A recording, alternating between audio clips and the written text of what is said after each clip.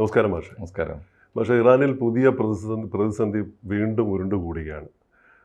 ഇസ്രായേലും ഇറാനും തമ്മിലുള്ള ഒരു യുദ്ധമുഖത്തു നിന്നും കാര്യങ്ങളൊന്നും അല്പം കെട്ടടങ്ങി എന്ന് വിചാരിക്കുന്ന ഒരു സമയത്ത് UN-ൻ്റെ ഒരു ഉപരോധം ഇറാന് നേരെ വന്നിരിക്കുകയാണ്.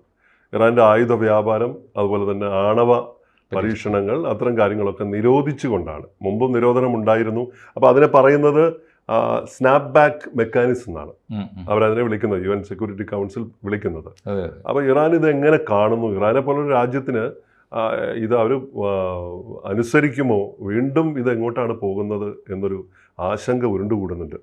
തീർച്ചയായിട്ടും ഈ ഇറാൻ്റെ ഒരു സ്വഭാവം അനുസരിച്ച് അത്തരം തിട്ടൂരങ്ങൾക്കൊന്നും വഴങ്ങാൻ സാധ്യതയില്ല.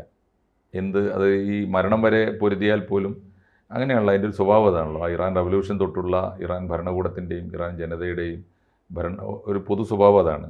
പിന്നെ മാത്രമല്ല ഇത് ചെറുക്കേണ്ടതുമാണ്. ഒരു കണക്കിന് ഇപ്പോൾ ഒരു രാജ്യത്തിൻ്റെ ആഭ്യന്തരമായ സുരക്ഷ, അവരുടെ ആയുധ സംഭരണം, ആയുധങ്ങളുടെ സ്വഭാവം, അതൊക്കെ നിർണ്ണയിക്കാനുള്ള അവകാശം ഒരു രാജ്യത്തിന് ഉണ്ടാവണമല്ലോ. തീർച്ചയായിട്ടും ഉണ്ടാവണം. അപ്പോൾ സത്യത്തിൽ എനിക്ക് ഇപ്പോൾ ഇത് പണ്ട് പാകിസ്ഥാൻ പോലുള്ള കൊച്ചു രാജ്യങ്ങൾ പോലും നമുക്കെതിരെ ഉപയോഗിച്ചിരുന്നതാണ്. നിങ്ങൾ ആണവായുധം ഉണ്ടാക്കുന്നു. ഇന്ത്യ ചെവിക്കൊള്ളാൻ പോയില്ല. അത് തടയണം എന്നൊക്കെ പറഞ്ഞിട്ട് ആഗോള വേദികളിലൊക്കെ പാകിസ്ഥാൻ ഉന്നയിച്ചിരുന്നു. ഇന്ത്യ അതിൻ്റെ ആണവ പരീക്ഷണങ്ങളുമായിട്ട് മുന്നോട്ട് പോയി. രണ്ടാമത്തെ പരീക്ഷണം കഴിഞ്ഞപ്പോൾ പിന്നെ പാകിസ്ഥാൻ കള്ളി മനസ്സിലായി. പിന്നെ അവരും പരീക്ഷണം തുടങ്ങി. അതാണല്ലോ അതിൻ്റെ രീതി, പോസിറ്റീവായ രീതി അതാണ്. അവനവൻ്റെ ആത്മരക്ഷയ്ക്ക് വേണ്ടി ആയുധങ്ങൾ സംഭരിച്ചു വെക്കുക എന്ന് പറയുന്നത് ഏതൊരു രാജ്യത്തിൻ്റെയും സ്വയം അവകാശമാണ്. അതിലിടപെടാൻ തുടങ്ങുമ്പോഴാണ് എനിക്ക് ആണവായുധം നിർമ്മിക്കാൻ അവകാശം വേണമെന്ന് നമുക്ക് പറയാം. സാറിൻ്റെ രാജ്യം ഉണ്ടാക്കരുത്, ഇപ്പോൾ റോബിൻജിയുടെ രാജ്യം ഉണ്ടാക്കാൻ പാടില്ല എന്ന് ഞാൻ എങ്ങനെ പറയും? എനിക്കുണ്ടാക്കാം, നിങ്ങൾ ഉണ്ടാക്കരുതെന്ന് പറഞ്ഞു. ഇതാണ് വാദം. അമേരിക്കയിൽ അത് ഇല്ലെങ്കിൽ കൊള്ളാം. ആലോചിച്ച് നോക്കൂ, രണ്ടാം ലോക മഹായുദ്ധത്തിൻ്റെ ഒടുവിൽ ഈ സെക്കൻഡ് വേൾഡ് വാർ സഖ്യകക്ഷികൾ ജയിച്ചു കഴിഞ്ഞിട്ട്, ഓർമ്മയില്ലേ, ജയിച്ചു കഴിഞ്ഞിട്ടാണ് പിന്നെ അവൻ ഒരിക്കലും തല പൊക്കരുതെന്ന് വെച്ചിട്ടാണ് ജപ്പാനിൽ കൊണ്ടുപോയി പോകുമ്പോൾ ചത്തുപോതിന്റെ പത്തിക്ക് ഒരു അടി കൂടി. അപ്പോഴാണ് അതാണ് അതിൻ്റെ ഇവരുടെ ഏറ്റവും വലിയ, അമേരിക്കയുടെ ഏറ്റവും മോശം മാതൃക അതാണ്. അമേരിക്ക ലോകത്ത് സൃഷ്ടിച്ച ഏറ്റവും പ്രധാനപ്പെട്ട മാതൃക അതാണ്. തോറ്റു കഴിഞ്ഞ ഒരു യുദ്ധത്തിൽ ജപ്പാൻ തോറ്റ് പിന്മാറിയിട്ട് ആയുധം വെച്ച് കീഴടങ്ങി സമാധാനം വന്നു. അതിനുശേഷമാണ് ജപ്പാനിൽ കൊണ്ടുപോയി ഹിരോഷിമയിലും നാഗസാക്കിയിലും അമേരിക്ക ബോംബിടുന്നത്. ബോംബിടുന്നതിന് മുമ്പ് ആരോടെങ്കിലും ചോദിച്ചിരുന്നു? അമേരിക്ക ആറ്റം ബോംബ് നിർമ്മിക്കാൻ ലോകത്തിൻ്റെ ഐക്യരാഷ്ട്രസഭയിൽ പോലും അനുമതി വാങ്ങിയിട്ടില്ല. ആരോടും ചോദിച്ചിട്ടില്ല. അപ്പോൾ ആരോടും ചോദിക്കാതെ അമേരിക്കയ്ക്ക് ഏകപക്ഷീയമായി ഒരു ശത്രുരാജ്യത്തിൻ്റെ നേരെ, തോറ്റു കഴിഞ്ഞ ശത്രുരാജ്യത്തിൻ്റെ നേരെ ബോംബിടാമെങ്കിൽ ആ അമേരിക്കയാണ് ഇപ്പോൾ പറയുന്നത് ഈ ഇറാനോട് മാത്രമല്ല, ഇറാനോട് ഇത് നേരത്തെ പലരോടും പറഞ്ഞിട്ടുണ്ട്. റഷ്യയോട് പറഞ്ഞിട്ടുണ്ട്. അമേരിക്കയ്ക്ക് വിരോധമുള്ള പല രാജ്യങ്ങളോടും പല കാലത്തും പറഞ്ഞിട്ടുണ്ട്. അത് ഒരു നടപ്പുള്ള കാര്യമല്ലല്ലോ. രണ്ടാമത്തെ കാര്യം എന്താണെന്ന് വെച്ചാൽ, ഇത് പറയുന്ന ഇപ്പോൾ 2015 ഇറാനുമായിട്ടൊരു എഗ്രിമെൻ്റ് ഉണ്ട്. എഗ്രിമെൻ്റ് ശരിയാണ്. എന്താ വെച്ചാൽ, ഈ ആഭ്യന്തര ഊർജ ആവശ്യങ്ങൾക്കല്ലാതെ ആണവായുധങ്ങൾ സംഭരിക്കുകയില്ല, പരീക്ഷിക്കുകയില്ല, അത് ഡെവലപ്പ് ചെയ്യില്ല എന്നൊക്കെ പറഞ്ഞുകൊണ്ട് കരാറുണ്ട്. 2015 അതാണല്ലോ ഈ എന്താണ് പറയുക, ജോയിന്റ് കോംപ്രിഹെൻസീവ് ആക്ഷൻ പ്ലാൻ എന്തോ പറഞ്ഞിട്ട് പേരുണ്ടല്ലോ അതിന്റെ പേര്, അല്ലെ? JCPOA, joint comprehensive plan of action. European യൂണിയനും ചേർന്ന് കൊണ്ടുവന്നതാണ്. അവർ കൊണ്ടുവന്നതാണ്. പക്ഷേ ഇറാനെ കൊണ്ട് സമ്മതിപ്പിച്ചു. ഇറാൻ സമ്മതിക്കുകയും ചെയ്തു. എന്ന് വെച്ചാൽ ഞങ്ങളുടെ ആഭ്യന്തരമായ കാര്യങ്ങൾക്ക് അത് ലംഘിച്ചു എന്നാണ്. 2015 നിന്ന് കഴിഞ്ഞ 10 കൊല്ലമായി ഇറാൻ അത് തുടർച്ചയായി ലംഘിച്ചുകൊണ്ടിരിക്കുന്നു എന്നാണ് ഇപ്പോൾ പറയുന്ന ഇവർ തന്നെ. ആരാ കണ്ടെത്തിയത്? ഇറാൻ ഒരിക്കലും സമ്മതിച്ചിട്ടില്ല. ഇല്ല, ഞങ്ങളത് ലംഘിച്ചിട്ടില്ല എന്നാണ് ഇറാൻ ഇന്നും പറയുന്നത്. ഇറാൻ എന്ന രാജ്യത്തോട് നമുക്ക് വിരോധമുണ്ടെങ്കിൽ അവരുടെ ഡെമോഗ്രാഫി, അവരുടെ രാഷ്ട്രീയത്തോട്, ഐഡിയോളജിയോട്, അവരുടെ റവല്യൂഷനോട്, അവരുടെ ഭരണക്രമത്തോട് ഒക്കെ നമുക്ക് വിയോജിപ്പുണ്ടെങ്കിൽ അത് വേറെ ചർച്ച ചെയ്യാം. പക്ഷെ പ്രശ്നം അതല്ല. ഇറാൻ ഇതുവരെ സമ്മതിച്ചിട്ടില്ല ഞങ്ങളുടെ കയ്യിൽ ആണവായുധമുണ്ട്, ഞങ്ങളിപ്പോഴും ആ കരാറിൽ തെളിവുകളൊന്നുമില്ല. ആരാ പറയുന്നത്? ഇത് പറയുന്ന ആരാണ്? ഒന്നുകിൽ CIA ആണെങ്കിൽ, അല്ലെങ്കിൽ മൊസാദാണ്. അതായത് ഇവരുടെ ഇൻ്റലിജൻസ് പോയി കണ്ടെത്തി എന്നാണ് പറയുന്നത്. ശരിയായിരിക്കാം, പക്ഷേ അങ്ങനെ പോരല്ലോ. ആഗോള ധാരണ ഉണ്ടാക്കുമ്പോൾ കരാർ ലംഘിച്ചു എന്ന് ഈ തെളിവ് സഹിതം അവരെ കൂടി ബോധ്യപ്പെടുത്തണ്ടേ? ഇതാണ് സ്ഥിതി. അപ്പോൾ അതുകൊണ്ട് നമ്മൾ കണ്ടെത്തുന്നു അവൻ ലംഘിച്ചിരിക്കുന്നു, അതുകൊണ്ട് ഇപ്പോൾ അവനെതിരെ വീണ്ടും ഉപരോധം. 10 കൊല്ലം കഴിയുമ്പോൾ ഇവർക്ക് തോന്നുമ്പോൾ ഉപരോധം എന്ന് പറയുന്നത് ഇതതിൻ്റെ രീതിയാണ്. അപ്പോൾ അതൊരു ഒരു കാരണവശാലും ആഗോള ഈ തുല്യതയുള്ള രണ്ട് രാജ്യങ്ങൾ തമ്മിൽ, ഈ സമത്വം ഉള്ള ഒരു ലോകത്ത് തുല്യമായി ഇപ്പോൾ രണ്ട് രാജ്യങ്ങൾ തമ്മിൽ, ലോകത്തിലെ എല്ലാ രാജ്യങ്ങളും തമ്മിൽ പരസ്പര ബഹുമാനത്തോടെ കഴിഞ്ഞുകൂടണമെന്നാണ് UN-ന്റെ ആദ്യത്തെ രേഖ. അതല്ലേ? അങ്ങനെയാണെങ്കിൽ പരസ്പര ബഹുമാനം വേണ്ടേ? പരസ്പര ബഹുമാനം വേണമെങ്കിൽ പരസ്പര വിശ്വാസം വേണ്ടേ? വേണം. ഇറാനെക്കുറിച്ച് ഇറാൻ പറയുന്നത് എന്തോ ഞങ്ങൾ വിശ്വസിക്കാൻ ബാധ്യസ്ഥരാണ്. അമേരിക്കയെക്കുറിച്ച് അമേരിക്ക പറഞ്ഞോട്ടെ, നമ്മൾ മറിച്ച് പറയണ്ട. അങ്ങനെയാണ് വേണ്ടത്. പക്ഷേ അത് ലംഘിച്ചു എന്നാണ് ഇപ്പോൾ പറയുന്നത്. അത് ലംഘിച്ചുകൊണ്ടാണ് ഉപരോധം വരുന്നത്. ഉപരോധം വരുമ്പോൾ പ്രധാനപ്പെട്ട മേഖലകൾ ഇറാൻ അല്ലെങ്കിലും ഇറാനോട് ഇത്തരം ഉപരോധങ്ങളൊന്നും വല്ലാതെ യേശുവെന്ന് എനിക്ക് തോന്നുന്നില്ല. കാരണം അവർ കഷ്ടപ്പെട്ടും ജീവിക്കാൻ തീരുമാനിച്ചവരാണ്. മാത്രമല്ല ഈ ഇറാൻ റവല്യൂഷന് ശേഷമുള്ള അവിടുത്തെ ഭരണക്രമത്തോടൊക്കെ ലോകത്തിലെ മനുഷ്യാവകാശ പ്രവർത്തകന്മാർക്ക് വിയോജിപ്പുണ്ട്. അത് ഒരർത്ഥത്തിൽ ഈ പറഞ്ഞ മറ്റൊരു പോളിഷ്ഡ് താലിബാൻ തന്നെയാണ് ഇറാൻ്റെ ഭരണം. അതിലൊന്നും എനിക്ക് അഭിപ്രായ വ്യത്യാസം തോന്നുന്നില്ല, വിയോജിപ്പ് തോന്നിയില്ല. പക്ഷേ തീവ്ര നിലപാടുകളും ഒക്കെ ഉണ്ട്. അവരുടെ നിലപാട് അതാണ്. മാത്രമല്ല അവർ ആവിഷ്കാര സ്വാതന്ത്ര്യത്തിനെതിരാണ്. അവരാണ് സൽമാൻ റുഷ്ദിയുടെ തലക്ക് വിലയിട്ടത്. അങ്ങനെയുണ്ട് ഒരുപാട് ഇപ്പോഴും അവർ ഇപ്പോൾ ഇസ്ലാമിനെ വിമർശിക്കാൻ പാടില്ല. ഭൂമിയിൽ ഏത് മതത്തെ ആർക്കും വിമർശിക്കും. ഇസ്ലാമിനെ വിമർശിച്ചാൽ ഇവർ ഉടനെ ക്യാപിറ്റൽ പണിഷ്മെൻറ്റ് തിട്ടൂരം.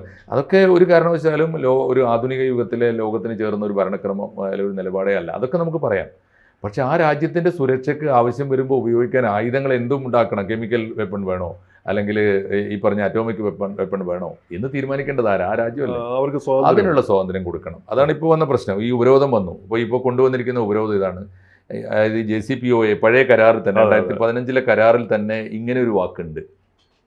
ഇപ്പോൾ ഈ പറഞ്ഞ എന്താണ് പറഞ്ഞിട്ടുള്ള പേരെന്താണ്? Snap back mechanism. Snap back mechanism എന്ന് പറഞ്ഞാൽ തിരിച്ചടിക്കാനാണ്. അതായത് ഈ നമ്മൾ പറയില്ലേ, ഈ കരാറ് ഞാൻ എപ്പോഴെങ്കിലും ലംഘിച്ചു എന്ന് ബോധ്യപ്പെട്ടാൽ തിരിച്ചടിക്കാം എന്ന് പറയുന്ന ഇത് പിൻവലിക്കാം. അതാണ് സ്നാപ്പ് ബാക്ക് എന്ന് പറയുന്നത്. എന്ന് പറഞ്ഞാൽ ഈ കരാറ് തൽക്കാലത്തേക്കാണ്, സ്ഥിരമല്ല, എന്നേക്കുമല്ല.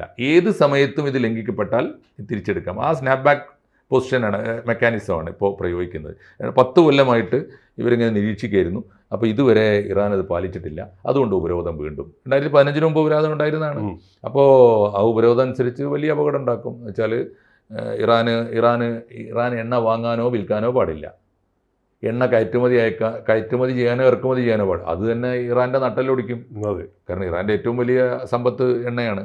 രണ്ടാമത്തെ കാര്യം ഇതുപോലെയുള്ള ഇറാനുമായി ആരും വ്യാപാരം ചെയ്യാൻ പാടില്ല. ആയുധ കച്ചവടം അടക്കമുള്ള അസറ്റ് ഫ്രീസ്. അതായത് അത് വ്യക്തികൾക്കുണ്ട്, പ്രസ്ഥാനങ്ങൾക്കുണ്ട്, കോർപ്പറേറ്റ്സിനൊക്കെ ഉണ്ട്. ഈ ഇറാനുമായി ഇടപാട് നടത്തുന്ന വ്യക്തികളെ, കമ്പനികളെ, പ്രസ്ഥാനങ്ങളെ ഒക്കെ അവരുടെ അസറ്റ് ഫ്രീസ് ചെയ്യും. 1. 2, അവർക്ക് ട്രാവൽ ബാൻ കൊണ്ടുവരും. പോകാൻ പാടില്ല, ഇറാനിലേക്ക് പോകാൻ പാടില്ല. ഇതൊക്കെ ആരാന്ന് ആലോചിച്ചു? ഏത് കാലത്താണ് ഇതൊക്കെ തീരുമാനിക്കുന്നത്? രണ്ടാമത്തെ കാര്യം ഇതുപോലെ തന്നെയാണ്. ഇറാനിലേക്ക് ഈ ഒരു തരത്തിലുള്ള വ്യാപാരവും ഇറാനുമായിട്ട് പാടില്ല. ഈ കരാറുകളൊക്കെയാണ് ചെയ്യുന്നത്. പക്ഷേ ഒരു ഭാഗ്യമുള്ളത്, ഇപ്പോൾ ഒരു ഭാഗ്യമോ അല്ലെങ്കിൽ ഒരു ആഗോള സാഹചര്യത്തിൽ വന്ന മാറ്റം, ഇത്തരം ഉപരോധം വന്നപ്പോൾ പണ്ടൊന്നും ഇല്ലാത്ത വിധത്തിൽ ചെറുക്കാൻ ആളുണ്ട് എന്നുള്ളതാണ്. അപ്പോൾ ഇതിനെ വളരെ ശക്തമായിട്ട് എതിർത്തിട്ടുണ്ട്.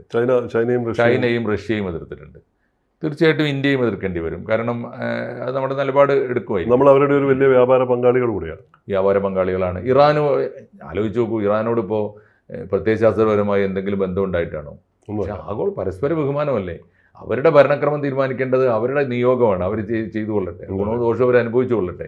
പക്ഷേ ഇന്ത്യയോടുള്ള വ്യാപാരം ന്യായമാണെങ്കിൽ, അല്ലെങ്കിൽ അത് ജെന്യുവിൻ, എന്താ പറയുക, ലീഗലാണെങ്കിൽ, മര്യാദയോടെയാണെങ്കിൽ നമ്മൾ പാലിക്കണം. ജെന്റിൽമാൻ എഗ്രിമെന്റ് പാലിക്കണ്ടേ? തീർച്ചയായിട്ടും. അതാണ് നമ്മൾ ചെയ്തുകൊണ്ടിരിക്കുന്നത്. എന്തായാലും ആ മേഖലയിൽ സംഘർഷത്തിന് കൂടുതൽ സാധ്യത കൂടുകയാണ്. മാത്രമല്ല അത് ആ മേഖലയിൽ മാത്രമല്ല, ഇറാൻ ഉപരോധത്തിലായി കഴിഞ്ഞാൽ അത് ബാധിക്കുക പലതരത്തിൽ അറബ് ലോകത്തെ മൊത്തം ബാധിക്കും. GCC രാജ്യങ്ങളെ ബാധിക്കും. മധ്യേഷ്യയിലെ സമാധാനത്തെ ബാധിക്കും. കാരണം അവിടെയൊക്കെ ഇവരുടെ സ്വാധീനമുണ്ട്, തിരിച്ചുമുണ്ട്. ഇറാൻ്റെ ബന്ധങ്ങൾ ഇവർക്കൊക്കെ ഉണ്ട്.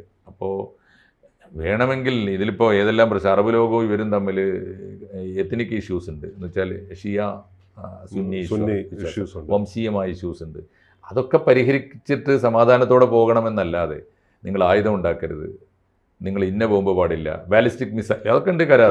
ബാലിസ്റ്റിക് മിസൈൽ പാടില്ല, ഒരു തരത്തിലുള്ള ആയുധ ഇടപാടുകളും. ഒരു രാജ്യത്തിന് ആയുധം വാങ്ങാതെ എങ്ങനെയാണ് ആധുനിക ലോകത്ത് ഒരു രാജ്യം നിലനിൽക്കാൻ പറ്റുക? രാജ്യത്തിന് സുരക്ഷയില്ലെങ്കിൽ ആ രാജ്യത്ത് എങ്ങനെയാണ് പൗരന്മാർ സ്വൈര്യമായിട്ട് ജീവിക്കുക? പരീക്ഷണങ്ങൾ നടക്കില്ല. നമ്മളിപ്പോൾ പറയുമല്ലോ യുദ്ധം പാടില്ല. നമ്മുടെ നാട്ടിലെ അങ്ങനെയുണ്ട്, ചില ഈ സമാധാന മൗലികവാദികളുണ്ട്. ഈ സമാധാന മൗലികവാദികളൊക്കെ കിടന്നുറങ്ങുന്നത്, ഞാനും ചാറുമൊക്കെ സ്വന്തം വീട്ടിൽ നിന്ന് ഇറങ്ങിയിട്ട് നമുക്ക് ഇഷ്ടമുള്ളിടത്തൊക്കെ പോയി വരുന്നത് ഈ ആയുധങ്ങൾ നമുക്ക് വേണ്ടി കാവലിരിക്കുന്നതുകൊണ്ടാണ്. അത് ഇല്ലെങ്കിൽ കാണാം.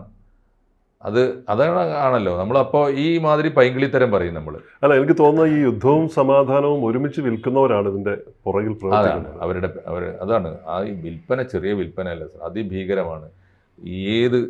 ഞാൻ മനസ്സിലാക്കിയെടുത്തോളം അമേരിക്കയിൽ പ്രധാനപ്പെട്ട രാഷ്ട്രീയ നേതാക്കൾക്ക് തന്നെ പങ്കാളിത്തമുള്ള കമ്പനികൾക്ക് പ്രധാനപ്പെട്ട 3-4 ബിസിനസ് ഉണ്ട്. ഒന്ന് ആയുധമാണ്, വേറൊന്ന് എന്താണ് പറയുക, ഈ ബറ്റാലിയൻ,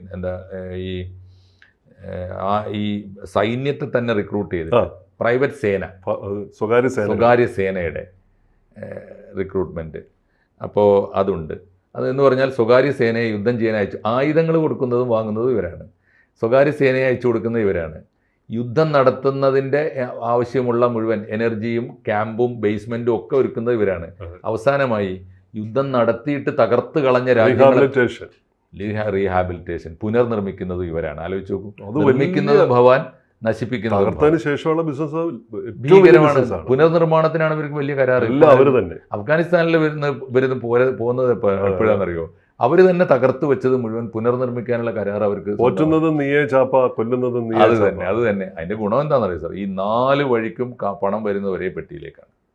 അതിഭീകരമാണ് കച്ചവടം, പ്ലാൻഡ് കച്ചവടം, അതിഭീകരമാണ്. അതുകൊണ്ട് ആ കച്ചവടത്തിന്റെ ഭാഗമാണിത്. ഈ ഉപരോധമൊന്നും എനിക്ക് തോന്നുന്നു ഒരു തരത്തിലുള്ള ഉപരോധത്തെയും ആധുനിക ലോകത്ത് ആരും പിന്തുണക്കാൻ പാടില്ല. അത് നമുക്കെതിരെയാണെങ്കിലും നമ്മുടെ കൊടിയ ശത്രുക്കൾക്കെതിരെയാണെങ്കിലും.